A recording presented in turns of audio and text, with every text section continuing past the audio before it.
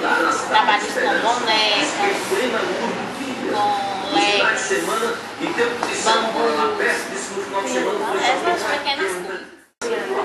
Então, assim, desde que eu cheguei aqui em Natal, eu parei de fazer porque as pessoas aqui não valorizam o que você sabe fazer. Eles olham assim, vê que tá fácil, mas na hora de comprar tudo tá caro. Parei de fazer.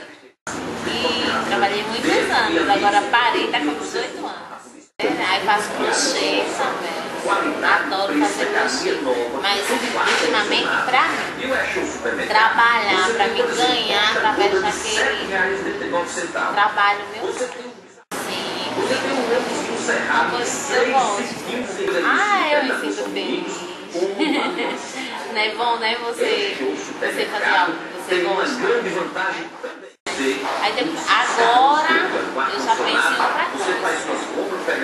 Eu passei 2 anos de fazer o pessoal. E passei 2 anos sem fazer nada da vida. Agora penso em voltar a fazer meus artesãos, entendeu?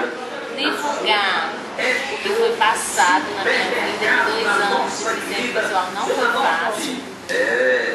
Alguém quer falar comigo? Boa tarde.